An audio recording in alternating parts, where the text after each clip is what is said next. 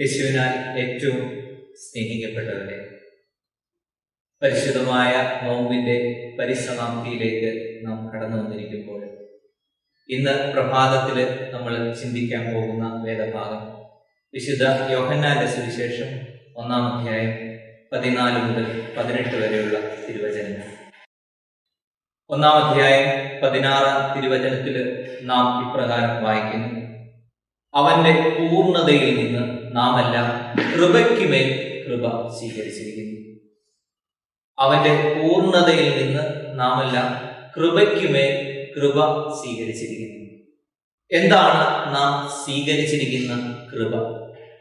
കൃപ അല്ലെങ്കിൽ മലയാളത്തിൽ വരപ്രസാദം എന്ന് പറഞ്ഞാൽ സൗജന്യമായി ഒരു മനുഷ്യന് നൽകപ്പെടുന്നതിന് കൃപ എന്ന് പറയുന്നത്.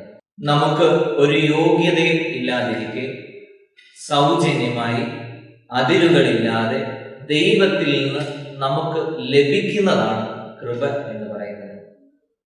അപ്പോൾ കൃപ ഒരു മനുഷ്യൻ സ്വീകരിക്കണമെങ്കിൽ അതിന് വ്യവസ്ഥകളില്ല, അതിരുകളില്ല. അതുകൊണ്ട് യോഹന്നാന്റെ സുവിശേഷം പറയുകയാണ്, യേശു ക്രിസ്തുവിൽ നിന്ന് കൃപയ്ക്ക് മേൽ കൃപ നമുക്ക് ലഭിച്ചിരിക്കുന്നു.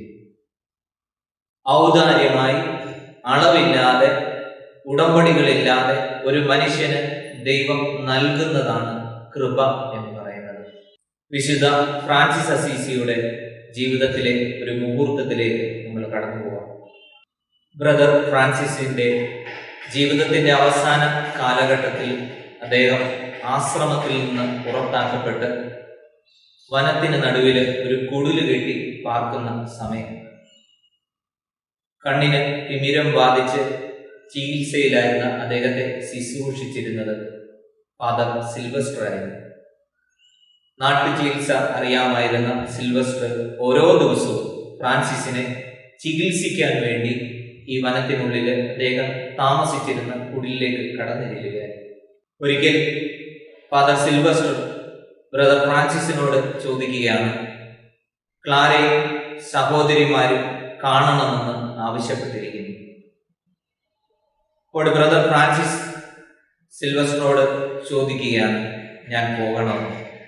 അപ്പോൾ സിൽവസ്റ്റർ പറയുകയാണ്, ഉറപ്പായും പോകണം.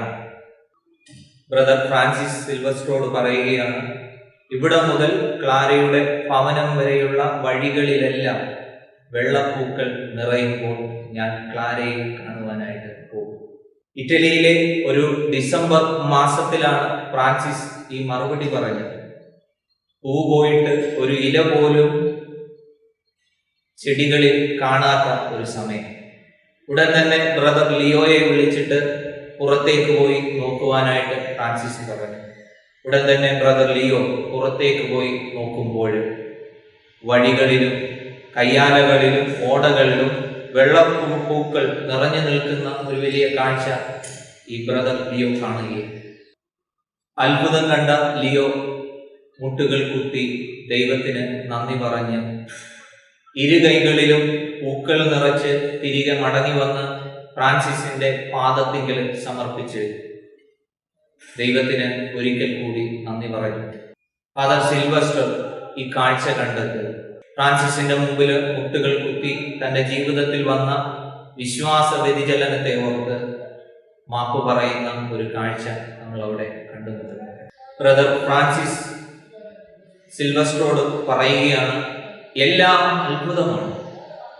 നാം ശ്വസിക്കുന്ന വായു ഒരു അത്ഭുതമല്ല, പെയ്യുന്ന മഴ ഒരത്ഭുതമല്ല, നാം കുടിക്കുന്ന ജലം ഒരത്ഭുതമല്ല, ഓരോ പ്രഭാതത്തിലും ഉദിച്ചുയരുന്ന സൂര്യൻ ഒരത്ഭുതമല്ലേ. ഇന്ന് ഫ്രാൻസിസ് പറഞ്ഞ ഈ വാക്കുകൾ, ഈ അത്ഭുതം എന്ന് പറയുന്ന ഈ വാക്ക് കൃപയെന്ന് ആക്കി നമുക്കൊന്ന് പറഞ്ഞാൽ, നാം ശ്വസിക്കുന്ന വായു ദൈവത്തിന്റെ കൃപയല്ലേ, ഭൂമിയിൽ പെയ്യുന്ന മഴ ദൈവത്തിന്റെ കൃപയല്ലേ, നാം കുടിക്കുന്ന ജലം ദൈവത്തിന്റെ കൃപയല്ലേ, ഓരോ പ്രഭാതത്തിലും നമ്മുടെ തലയ്ക്ക് മുകളിൽ ഉദിച്ചുയരുന്ന സൂര്യൻ ദൈവത്തിന്റെ കൃപയല്ലേ. സുവിശേഷം നമ്മളോട് പറയുകയാണ്, ക്രിസ്തുവിൽ നിന്ന് കൃപയ്ക്ക് മേൽ കൃപ നാം സ്വീകരിച്ചിരിക്കുന്നു.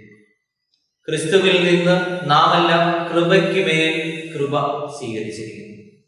യോഹന്നാന്റെ സുവിശേഷം 1-ാം അധ്യായം 17-ാം തിരുവചനത്തിലേക്ക് നാം കടന്നു ചെല്ലുമ്പോൾ നമ്മൾ വായിക്കുകയാണ്, നിയമം മോശ വഴി ഉണ്ടായി, എന്നാൽ കൃപയും സത്യവും യേശു ക്രിസ്തു വഴി ഉണ്ടായി.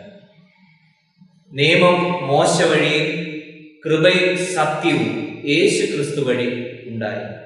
നിയമം കൊണ്ട് എന്താണ് നാം അർത്ഥമാക്കുന്നത്?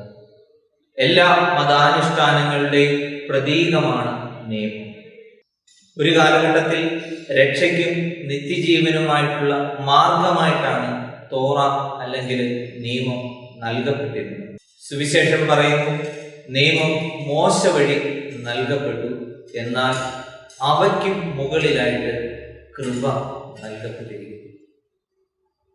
കൃപ എന്നത് നമ്മൾ ആദ്യ വചനത്തിൽ നമ്മൾ കണ്ടു. 1-ാം അധ്യായം 16-ാം തിരുവചനത്തിൽ നമ്മൾ വായിച്ചു, കൃപ അത് സൗജന്യമായിട്ട് ലഭിക്കുന്നതാണ്.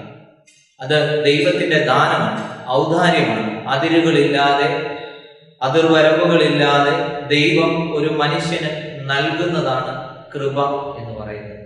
ഇനി പ്രഭാതത്തിൽ ഈ വചനം ചിന്തിക്കുമ്പോൾ നമ്മുടെ ജീവിതത്തിലേക്ക് ദൈവം ഓരോ ദിവസവും നൽകിക്കൊണ്ടിരിക്കുന്ന കൃപകളെ നാം ഒന്ന് തിരിച്ചറിയണം.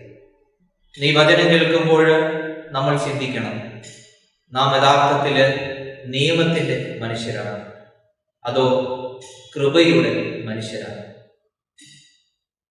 ക്രിസ്തു ആഗ്രഹിക്കുന്നതും നിയമത്തിന്റെ മനുഷ്യനാകുന്നതിൽ ഉപരിയായിട്ട് കൃപയുടെ മനുഷ്യരായിട്ട് നമ്മൾ മാറ്റപ്പെടുന്നതിന് വേണ്ടി, സന്തോഷത്തിന്റെ തിരുനാളിന് വേണ്ടി നാം ഒരുങ്ങുമ്പോൾ, ഉണ്ണിയേശുവിനെ ജീവിതത്തിൽ സ്വീകരിക്കാൻ വേണ്ടി നാം ഈ കഴിഞ്ഞുപോയ ദിവസങ്ങളിലൊക്കെ ഒരുങ്ങിയാൽ ഇന്ന് ഈ വചനത്തിന്റെ സമാപ്തിയിൽ നമ്മുടെ ജീവിതത്തിൽ നമുക്ക് കുറിച്ചിടാം. നിയമത്തിനൊപ്പം കൃപയുടെ മനുഷ്യരായിട്ട് നമുക്ക് മാറുവാനായിട്ട് പരിശ്രമിക്കാം. കടന്നു വരുന്ന ഉണ്ണിയേശുവിന്റെ ജനനത്തിരുനാളിന്റെയും പുതുവത്സരത്തിന്റെയും എല്ലാവിധമായ നന്മകളും ഏവർക്കും നേരുന്നു. പിതാവിന്റെയും പുത്രന്റെയും പരിശുദ്ധ റൂഹായുടെയും നാമത്തിൽ.